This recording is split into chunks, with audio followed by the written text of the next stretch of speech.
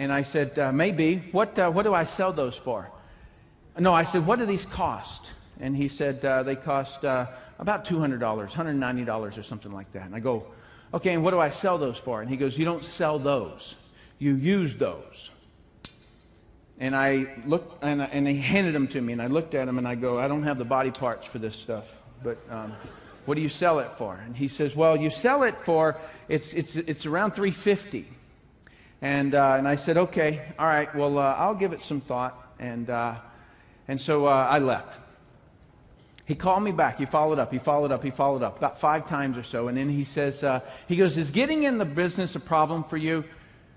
And I said, yeah, it is. And he said, he goes, I figured out a way that I can get this to you for free. And I said, okay. And so I drove an hour and a half to his house. That's my second primary communication to you. When somebody's in the right time in their life, they'll drive. They'll come there. Okay? Rick followed up. That's the other thing you needed to pick up on. All right, so he sat down. I sit down with him, and he goes through this, and he says, do you understand network marketing? I said, I do. And he said, he goes, have you ever seen it before? I said, no, not the way you're saying it. My history was I was working with the Drug Enforcement Agency while I was in the EOD, Explosive Ordnance Disposal. So while I'm in the bomb squad, they come to me and they say, we've got a problem. The DEA comes to me and they say, we got a problem. All of the drug guys are putting drugs inside of refrigerators. And so our DEA guys go in there, boom, boom, boom, shooting everybody. They open the refrigerator looking for the drugs, and the drugs blow up.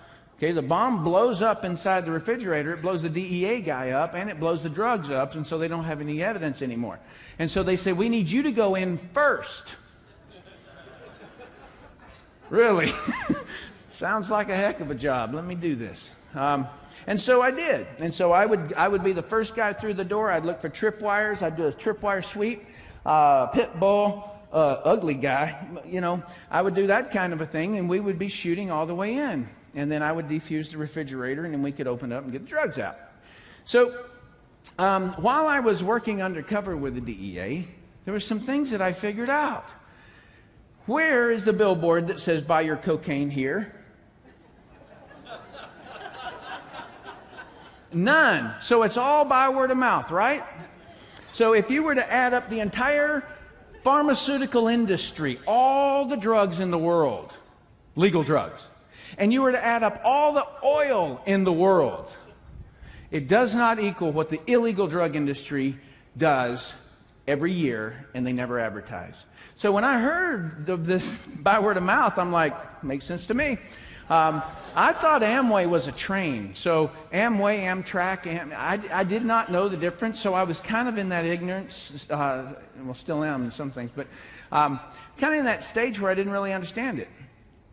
But I knew by word of mouth worked. Okay, that's what I knew. And so when I got all done, I said to Rick, Rick, okay, I'm going to do this. And he said, he goes, great. He says, do you have a credit card? And I said, I do. But before we do this, the one thing that I've always learned in all of my military experiences has been this, is that the opportunity sounds all great in the beginning, but there is such an ugly back end. And, you know, they always talk to us about how we're going to get into this zone, we're going to skydive in, and we're going to swim over here, and blah, blah. They never talk to us about how we're going to get out of there, right? And so I'm like, who does these ops? Who plans these things? And so from then on, I would always, when I would plan my op, I would plan, how do I get in and how do I get out? And so I said, Rick, I'll do this, but you're going to have to tell me something, man. I need to know everything. Everything. Now, you got to understand, I was sitting there talking to him about a skincare company. I'm sitting in his living room. I'm dressed like a tree. Okay? That's my work. I'm sitting there and I'm looking at him, right?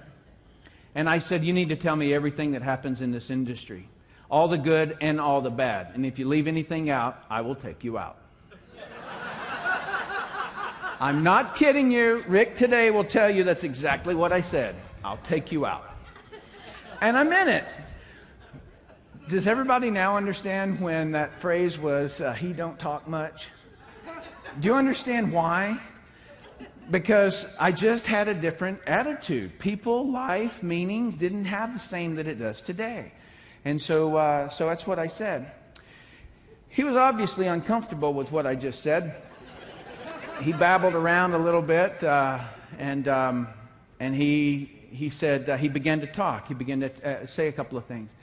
Here's what he said. He said, Tim, one of the problems you're going to have is rejection.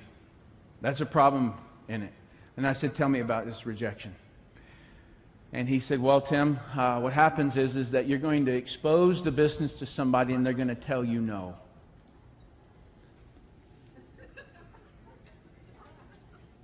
And I go, and then what? And he says, well, then you have to find somebody else. Okay? What else? And he said, the next thing that can happen to you is that people will deceive you. I said, deceive me. He said, yeah, how? And he goes, they won't show up. They'll tell you they're going to meet with you, and then they don't actually show up. And then what happens? And he goes, well, then you have to find somebody else. Okay? All right, good. What's next? And he says, attrition. I said, tell me about that one. And he says, people will say they're going to do something, and then they'll quit. They'll quit. I said, yeah. He goes, and I go, then what? And he said, well, you find somebody else. And is there anything else? And he said, yeah, you'll be disrespected. Disrespected. And I said, what happens there? And he says, well, people who don't know the industry will say that you're in a pyramid scheme, that you're in a scam, and they'll make fun of you. Make fun of me. And then what happens? And he says, well, you find somebody else. And I said, this is a joke, right? This is a joke. And he said, no, this is exactly it. And I go, is that it? And he says, as far as I can remember, I go, no, that doesn't work for me. Is that it? Because I'd already told him I'd take him out, right? And he goes, that's all I can think of. And I said, no, I'm not asking you for a disclaimer. I want to know, is that it? And he said, yes, that's it. And I was like, you mean to tell me this? Let me just get this straight. That people make more money in a month than I make in a year, easy. And in every single problem, the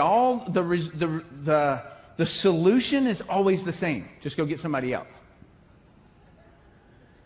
See, in my world, where I came from in the bomb squad, what I was doing at the time, rejection meant that the bomb blew up in my face. Right? Deception is when the enemy planted booby traps in my area. Okay? Attrition means the whole team got wiped out and I've got to figure out the rendezvous point on my own. And disrespect is when somebody is shooting at me.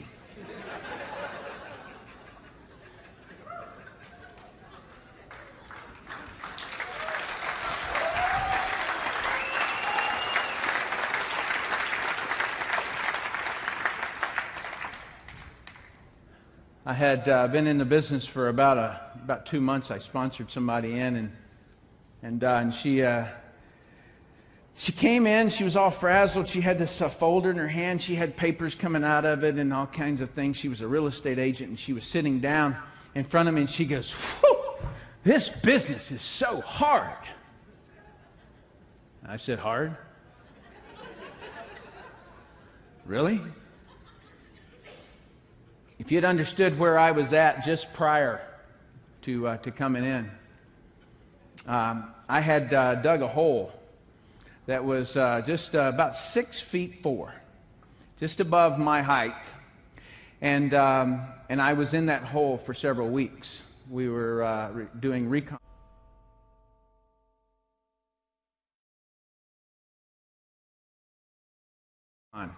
And we had a little periscope up there. So whatever I did in that hole, I lived in. Does anybody get the picture? It was a vegetarian diet I was on, fortunately, but nonetheless, it was not a pretty sight. And so I find it pretty humiliating and horrifically laughable when someone can go through this industry and somehow come out on the other side of it and go these words, "It's hard." It's hard? Really? Then that tells me you've had one plush life. If this is hard, right? I sit in my chair, and my chair's got 3 buttons on it, okay? This one will move the back piece of back a little bit. And this one will slide me down so that my feet sit right on the ground. And this one right here, it'll allow me to rock back and forth. Anybody got a chair like that? You call it hard to sit in that thing?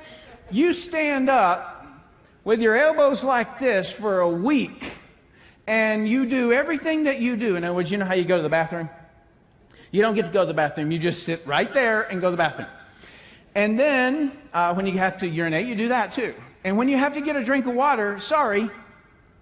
And when you're hungry, there's this little tiny thing that's green. It's about this big. It's called MRE. Meal ready to eat, meal ready to exit is what we call it, nicknamed. And you open this thing up and you eat it, and it is horrific. All right? That's what we did. And so somehow when people tell me, "Tim, this is so hard," I say, "Are you joking? This is not hard at all." So can I just get everyone's agreement for just a second for you to step back out of your very difficult world? And just ponder this one little thing. You sit on your butt. You make a phone call. Anytime you want a peanut butter sandwich, you can just go upstairs and get it. Anytime you want a drink of water, you just go get it. And it's fresh water. And you can even have it reverse osmosis if you want to. You should be ashamed of yourself if you ever in your life say this is hard.